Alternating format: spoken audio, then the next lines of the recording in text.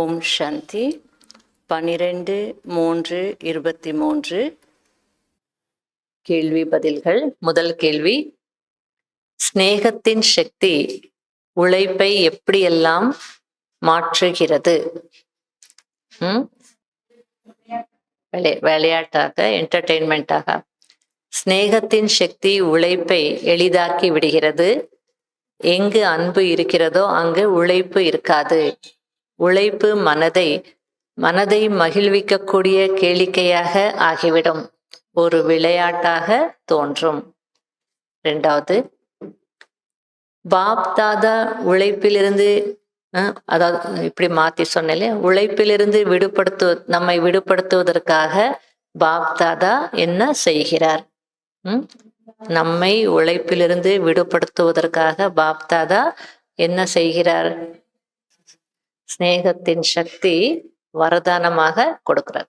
Pop தாதா உழைப்பிலிருந்து விடுபடுவதற்காக, நாம் உழைப்பிலிருந்து விடுபடுவதற்காக pop தாதா ஸ்நேகத்தின் சக்தி என்ற எளிய விதியை அனைத்து குழந்தைகளுக்கும் வரதானமாக கொடுக்கிறார். மூன்றாவது, மாயாவின் பார்வை எப்போது படுகிறது? மாயாவின் பார்வை படாமல் இருக்க என்ன செய்ய வேண்டும்? சும்மா முள்ளுக்கு போட்டுட்டு வந்துடக்கூடாது, வெளியே வந்துடக்கூடாது.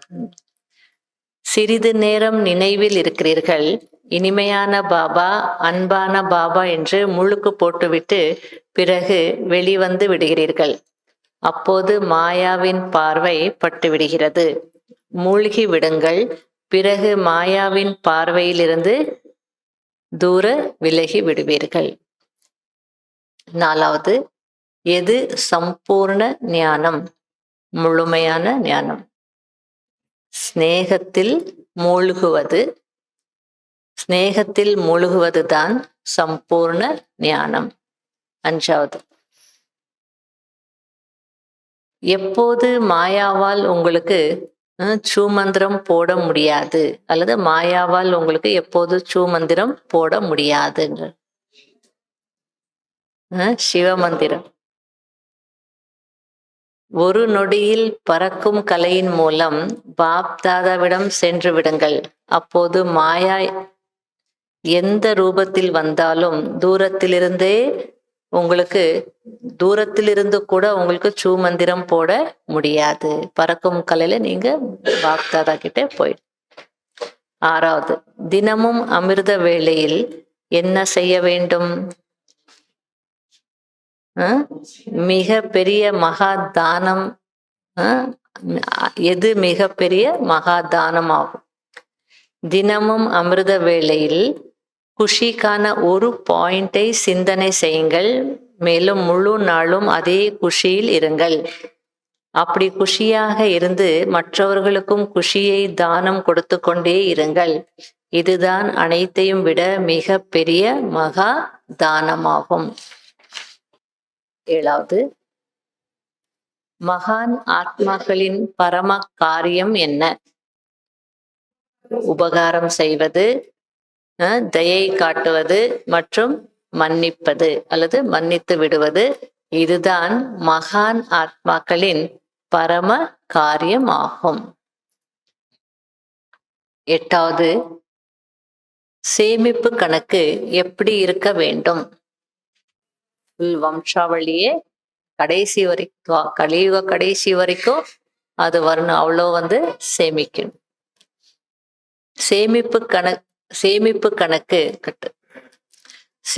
கணக்கு எப்படி இருக்க வேண்டும் என்றால், 21 வம்சங்களுக்கு சதா நிரம்பியவராக இருக்க வேண்டும். உங்களுடைய வம்சாவளியும் செல்வந்தர்களாக இருக்க வேண்டும்.